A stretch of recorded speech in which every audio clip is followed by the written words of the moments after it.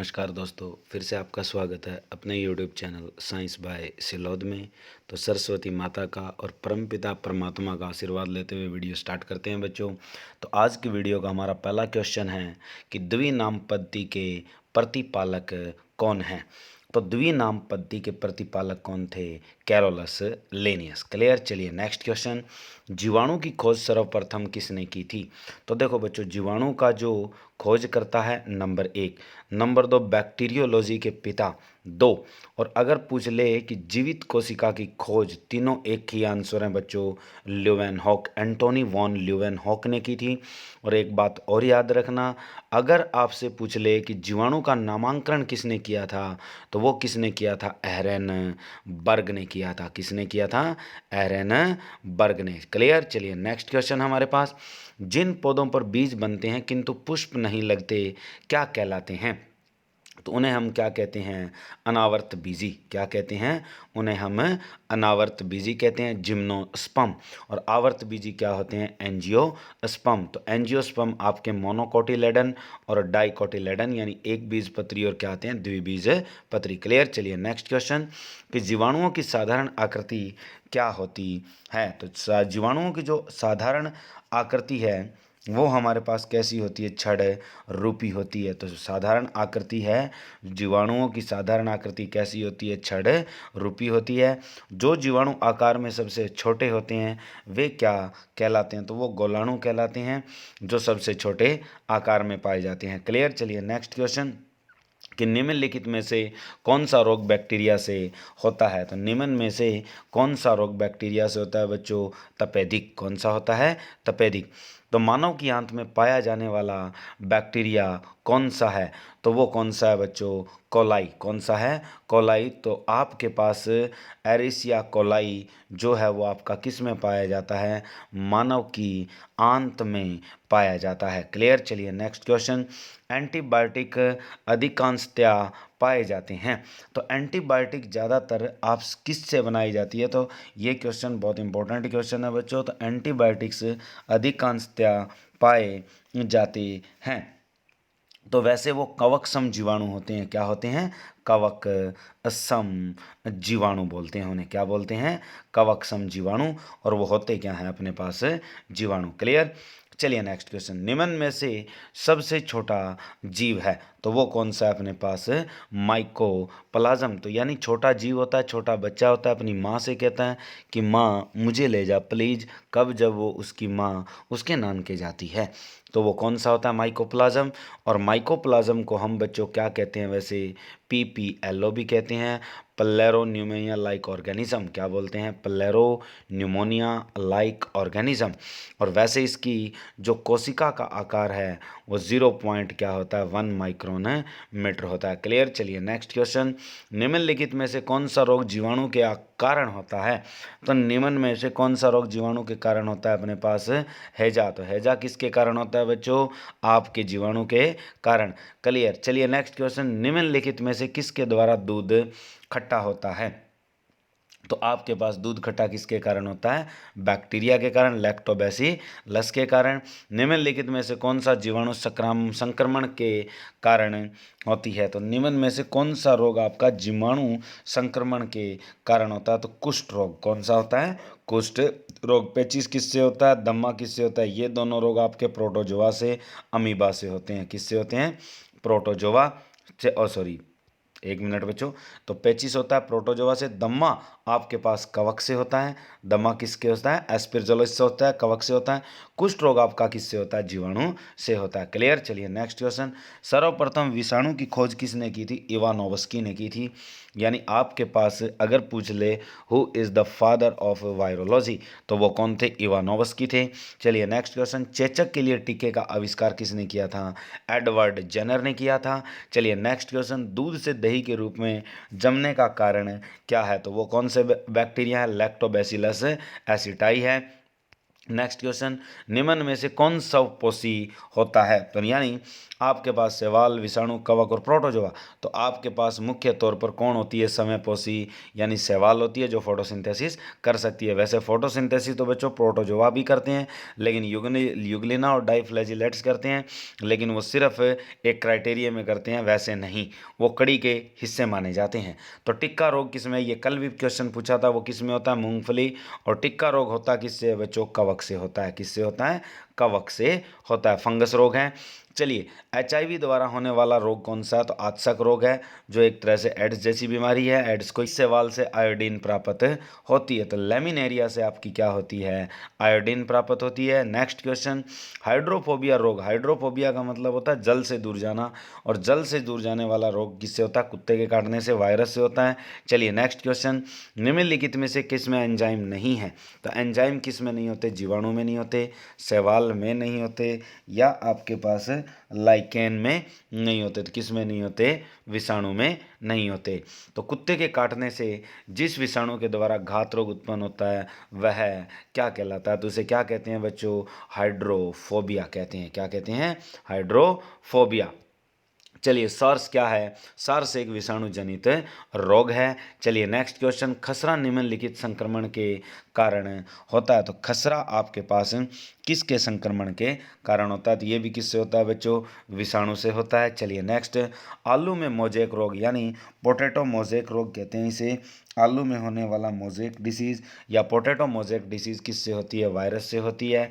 चलिए next question, जंतुओं में होने वाला फुट एंड माउथ डिसीज, इसे हम FMD भी कहते हैं बच्चों, और इसे हुफ एंड माउथ डिसीज भी कहते हैं। ये आपके पास पशुओं में किससे होती है? वायरस से होती है। क्लियर? सबसे खतरनाक डिसीज है। चलिए, शैवालों की कोशिका भित्ति किसकी बनी होती है? तो शैवाल की जो कोशिका भित्ति होती है वो किससे बनी होती है? सेलुलोज से बनी होती है। कैल्प प्राप्त होते हैं किससे? तो कैल्प आपके शैवालों से प्राप्त होती है। वैसे कैल्प होती क्या है? शैवालों को जलाकर जो राख प्राप्त की जाती है उसे हम कैल्प कहते हैं। क्लियर? चलिए नेक्स्ट क्वेश्चन हमारे पास, कि लाल सागर का लाल रंग किसकी उपस्थिति के कारण होता है? तो वो शैवाल की उपस्थिति के कारण होता है। ट्राइकोडेस्मियम इरीथ्रियम। क्या होता है? उस शैवाल का नाम लाल शैवाल है बच्चों, ट्राइकोडेस्मियम इरीथ्रियम, जिसके कारण उसका रंग कैसा होता है? लाल। अगर अगर किससे प्राप्त होता है? तो ये भी शैवालों से होता है बच्चों, कि अगार अगार आपकी किससे प्राप्त होती है? शैवाल से प्राप्त होती है। और जिनसे अगार अगार प्राप्त होती है उन्हें एगेरोफाइटस भी कहा जाता है। जिन शैवालों से अगर अगर प्राप्त होती है उन्हें हम क्या कहते हैं? एगेरोफाइटस भी कहते हैं। वनस्पतिक विज्ञान की वह शाखा जिसके अंतर्गत कवकों का अध्ययन होता है उसे हम क्या कहते हैं बच्चों? माइकोलॉजी कहते हैं। कवकों की कोशिका भित्ति किससे बनी होती है? काइटिन व हेमी सेलुलोज से बनी होती है। इंपॉर्टेंट क्वेश्चन है। चलिए, सभी कवक सदैव कैसे होते हैं? तो वो वैसे विविध पोषी होते हैं, हिट्रोट्रॉप्स होते हैं बच्चों। हिट्रोट्रॉप्स का मतलब होता है विविध पोषी। चलिए, वृक्षों की छाल पर उगने वाले कवक क्या कहलाते हैं? उन्हें कहते हैं हम कॉर्टिकॉल्स। वृक्षों की छाल पर उगने वाले कवक क्या कहलाते हैं? उन्हें कॉर्टिकॉल्स कहा जाता है। चलिए नेक्स्ट क्वेश्चन, गोबर पर उगने वाले कवक क्या कहलाते हैं? कोप्रोफिलस। क्या कहलाते हैं? कोप्रोफिलस। क्लियर? चलिए नेक्स्ट, निम्न में से किसमें क्लोरोफिल नहीं होता? तो देखो, शैवाल में होता है ब्रायोफाइटस, टेरिडोफाइटस, ये आपके पास क्या है कि लगभग पौधा जगत है। कवक में क्या आपके क्लोरोफिल नहीं होता। क्लियर? चलिए नेक्स्ट क्वेश्चन, खाली चट्टानों पर उगने वाले लाइकेन को क्या कहा जाता है?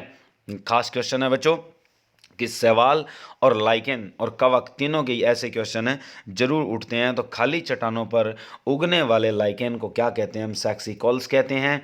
चलिए नेक्स्ट क्वेश्चन, जापान में लोग किस लाइकेन को सब्जी के रूप में खाते हैं? तो देखो, जापान और इंडिया, तो साउथ का मतलब है दक्षिणी भारत से जापान, यानी दक्षिणी भारत से जापान और इंडिया परम मित्र है। ये एक ट्रिक है बच्चों, जिसमें आपके पास लाइकेन दक्षिणी भारत में भी और जापान में भी प्रयोग होने वाली दोनों याद रह जाएगी आपको। तो कैसे याद रखना है? दक्षिणी भारत से जापान और इंडिया परम मित्र है।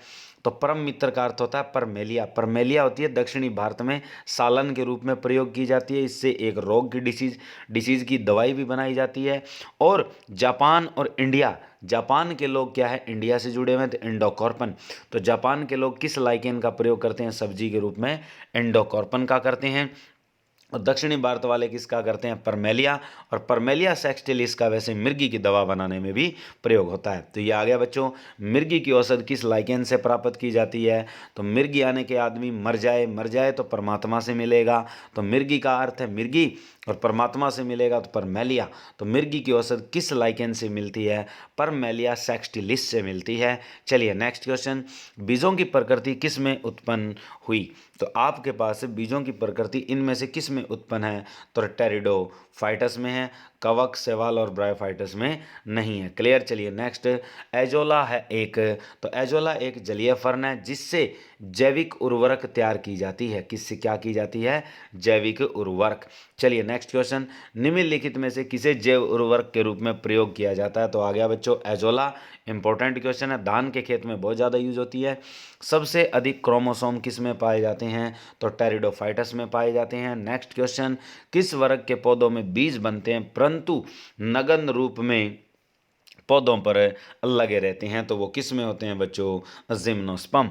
यानी बीज तो बनते हैं परंतु नगण्य रूप में होते हैं, उसे हम अनावर्त बीजी कहते हैं। क्या कहते हैं, अनावर्त बीजी कहते हैं, जिम्नोस्पर्म। क्लियर। चलिए नेक्स्ट, सिल्वीकल्चर वनस्पतिक विज्ञान की वह शाखा है जिसमें वर्णन होता है वनों के विकास के लिए होता है। चलिए, प्रोटीन जो कोशिका के भीतर उपयोग की जाती है किसके द्वारा संश्लेषित होती है, तो मुक्त राइबोसोम द्वारा होती है, अच्छे से याद रखना। और ये आपकी कौन सी अंत परद्रव्यी जालिका पे होता है, तो रफ एंडोप्लाज्मिक रेक्टिक्यूलम पे होता है, खुरदरी परद्रव्यी जालिका पर। यानी क्या याद रखना, मुक्त राइबोसोम किससे जुड़कर, खुरदरी परद्रव्यी जालिका से जुड़े हुए हैं, वहाँ पे संश्लेषित करते हैं किसका, प्रोटीन का। चलिए, निम्न में से बैक्टीरिया से फैलने वाला रोग है, तो बैक्टीरिया का अर्थ है जीवाणु, जीवाणु से क्या फैलता है, तपेदिक। चलिए नेक्स्ट क्वेश्चन, मूलांकुर के अतिरिक्त पौधे के भी भाग से विकसित होने वाली जड़ें कहलाती हैं। तो मूलांकुर के अतिरिक्त, देखो मूलांकुर क्या होता है बच्चों, रेडिकल, ठीक है, और एक होता है प्लम्यूल।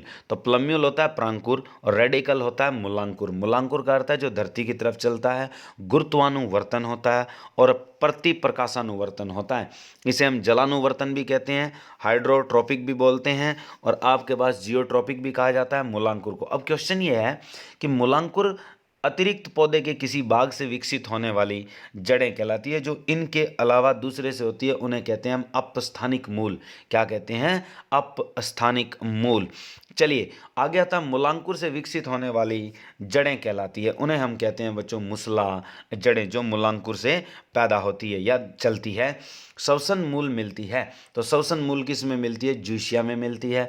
मक्का और पान में अवस्थानिक जड़ें मिलती है, जो एक तरह से उन्हें सपोर्ट करती है। गन्ना हो गया, मक्का हो गया, पान हो गया। चलिए, निम्नलिखित में से कौन सा जड़ नहीं है, तो आलू, आलू एक क्या है, तना है। चलिए नेक्स्ट क्वेश्चन, अवसतम मूल आ गया बच्चों, गन्ने में, चावल में, मूंगफली में, चने में कहाँ पाई जाती है, तो गन्ने में पाई जाती है। गन्ना आ जाए, मक्का आ जाए, ज्वार आ जाए, पान आ जाए, पीपल आ जाए, इनके अंदर बच्चों अवसतम मूल पाई जाती है। क्लियर। चलिए नेक्स्ट क्वेश्चन, जड़ें विकसित होती है, तो जड़ें विकसित किससे होती है, मूलांकुर से होती है।